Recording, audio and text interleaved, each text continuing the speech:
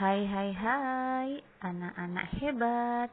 Assalamualaikum warahmatullahi wabarakatuh. Jumpa kembali bersama Miss Ana. Pada hari ini alhamdulillah dalam keadaan sehat. Anak-anak tetap semangat belajar ya. Nah, oke. Pada hari ini sebelum kita belajar, mari kita berdoa terlebih dahulu. Berdoa dimulai.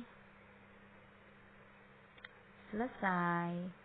Baiklah anak-anak, sekarang kita akan mempelajari subtema 1, pembelajaran yang ketiga. Kalau kemarin kita sudah belajar tentang penerapan sila Pancasila yang sila pertama dan kedua. Kemudian juga mempelajari tentang bagaimana kita membuat patung. Nah, untuk hari ini muatan yang kita pelajari adalah IPA dan Bahasa Indonesia. KD 3.1 untuk Bahasa Indonesia dan KD 3.1 untuk IPA. Baik anak-anak, kita ke IPA-nya terlebih dahulu. Untuk hari ini, IPA-nya kita akan mempelajari tentang perkembangbiakan tumbuhan secara vegetatif. Ya, perkembangbiakan tumbuhan secara vegetatif. Kalau sebelumnya kita kan sudah belajar tentang perkembangbiakan tumbuhan secara generatif, yang mana melibatkan putik sebagai betina dan benang sari sebagai jantan, yang mana nantinya serbuk sari itu akan jatuh pada putik sehingga terjadilah penyerbukan atau perkawinan. Ini sudah kita pelajari di pembelajaran 1. Sekarang kita mendalami tentang perkembangbiakan tumbuhan secara vegetatif. Jadi, tumbuhan itu berkembang biak dengan dua cara, secara vegetatif dan juga secara generatif. Ya, apa sih perkembangbiakan secara vegetatif tersebut? Jadi, perkembangbiakan vegetatif itu perkembangbiakan yang melibatkan satu induk saja. Ya, melibatkan satu induk saja. Dengan kata lain, tidak terjadi perkawinan. Oke, sebelum lebih lanjut lagi, yuk kita amati dulu gambar di halaman 33. Perhatikan gambar yang pertama, di situ ada gambar apa anak-anak? Iya, ada nanas. Jadi nanas ini berkembang biak dengan cara vegetatif. Pembibitan tunas dapat dilakukan untuk mengembangbiakkannya. Itu untuk nanas. Yang kedua ada bawang merah. Bawang merah di sini memiliki bentuk yang berlapis di tengahnya. Maka di tengahnya itu nanti akan tumbuh tunas. Umbi lapis terdiri atas daun yang tumbuh melapisi batang dan membengkak di dalam tanah. Next, yang ketiga, di situ ada gambar apa anak-anak? Iya, pisang ya, pohon pisang ya. Pohon pisang yang berkembang biak dengan cara membentuk anak pisangan pohon yang disebut dengan tunas. Jadi anak-anak, jika di lingkungan kalian di bawahnya pohon pisang itu ada pisang yang kecil-kecil tumbuh, itu namanya tunas. Adapun demikian, ada beberapa tumbuhan yang berkembang biak dengan cara vegetatif. Nah, jadi saya ulangi lagi, yang namanya perkembangbiakan secara vegetatif itu cara berkembang biak suatu makhluk hidup yang terjadi tanpa melalui perkawinan. Makhluk hidup baru tumbuhan berasal dari induknya. Nah, anak-anak, sekarang coba anak-anak amati di bawah itu gambar ini. Nah, ini ya, ini gambar apa anak-anak? Wortel. Nah, wortel ini kira-kira bagaimana cara berkembang biak? Tolong nanti kalian tuliskan di sini ya. Dikerjakan di kotak pink ini. Kalian bisa meminta bantuan orang tua ya. Kalian cari tahu perkembang biakan tanaman wortel. Kalian jelaskan. Oke. Ini ya. Kerjakan halaman 34. Next, kemudian anak-anak dilanjut di halaman 33. Di halaman 33 ini, kalian di kolom yang atas, kalian disuruh mengisi tabel pada buku dan menulis manfaat perkembangbiakannya secara vegetatif ya. Contohnya di sini nama tanaman pisang, cara berkembang biak tunas. Keterangannya, pohon pisang memiliki anakan yang disebut dengan tunas. Sudah paham anak-anak?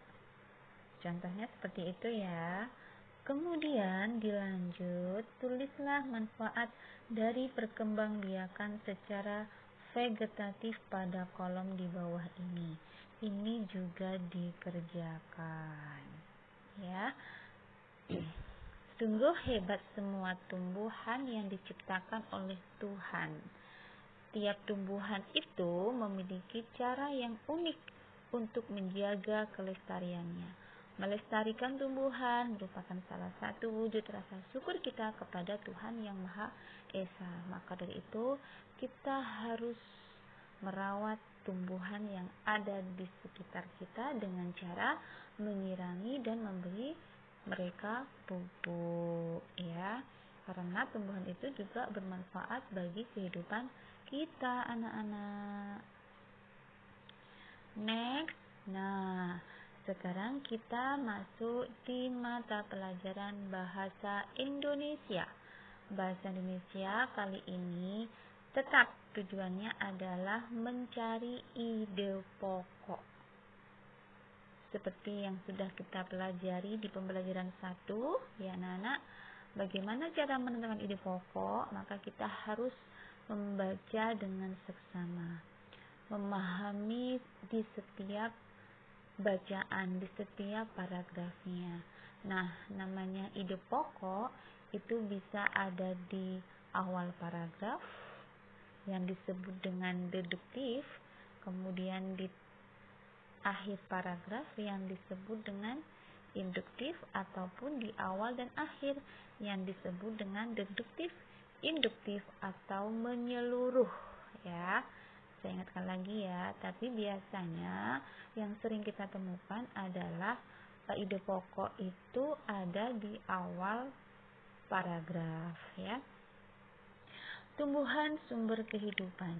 Indonesia adalah negara kepulauan yang terletak di garis khatulistiwa. Indonesia memiliki dataran tinggi, dataran rendah, dan perairan. Dataran rendah adalah daratan yang memiliki ketinggian 0 sampai 200 meter di atas permukaan laut. Hampir semua ibu kota provinsi di Indonesia terletak di dataran rendah. Tumbuhan di dataran rendah adalah padi, palawija, dan tebu. Wilayah pantai termasuk dataran rendah. Indonesia memiliki banyak pantai karena negara kita terdiri atas ribuan pulau. Tumbuhan di wilayah pantai adalah kelapa, bakau, dan ganggang. Dataran tinggi adalah daratan luas dengan ketinggian lebih dari 200 meter di atas permukaan laut. Beberapa dataran tinggi di Indonesia adalah Dataran Tinggi Dieng, Jawa Tengah, Dataran Tinggi Malang, dan Dataran Tinggi Tengger, Jawa Timur, Dataran Tinggi Alas, Aceh, dan Dataran Tinggi Bone, Sulawesi Selatan. Jenis tumbuhan di dataran tinggi adalah teh, kopi, cengkeh, buah-buahan, dan sayuran.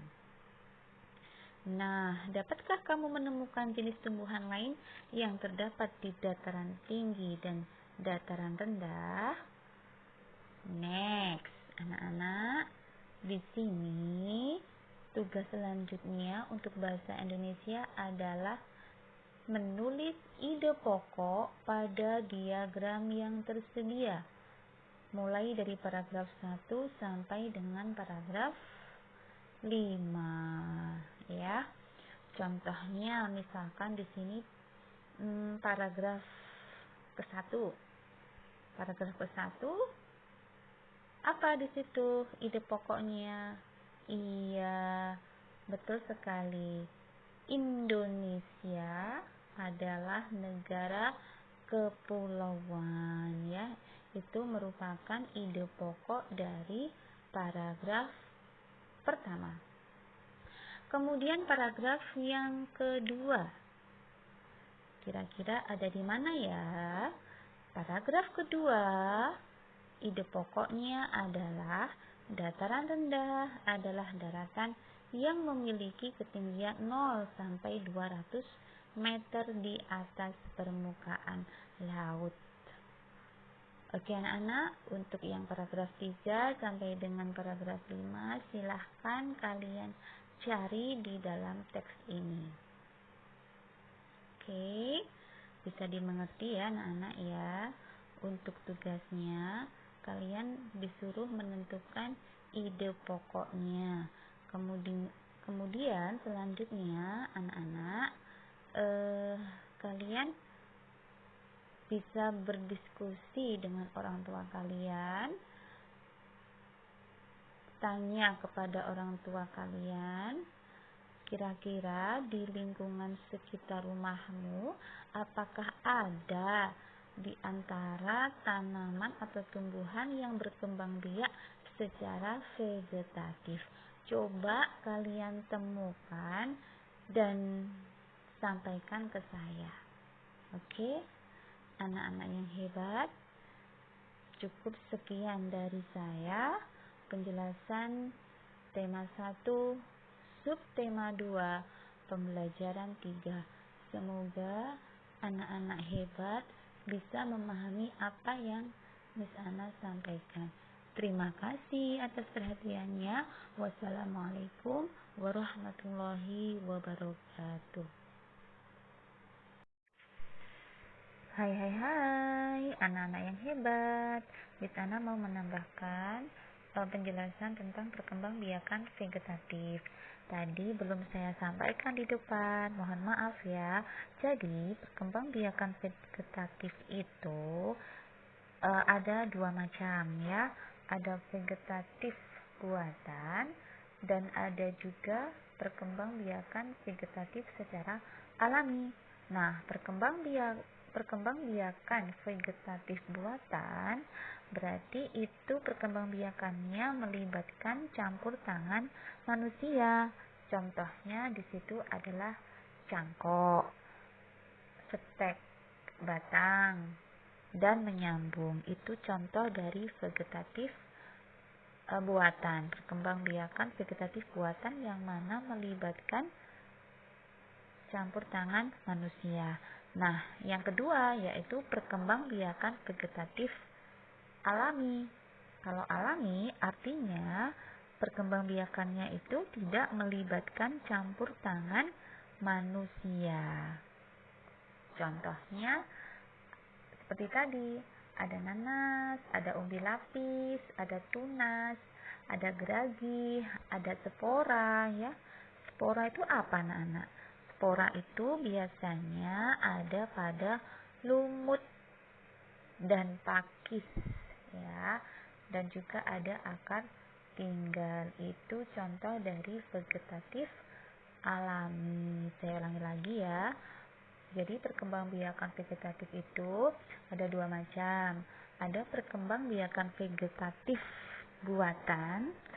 Artinya di sini perkembangbiakannya ada campur tangan manusia. Ya, contohnya seperti yang ada pada gambar tersebut. Yang kedua, vegetatif alami, yang mana perkembangbiakannya itu tidak ada campur tangan manusia. Contohnya ada pada gambar tersebut. Bisa difahami ya anak-anak ya. Terima kasih.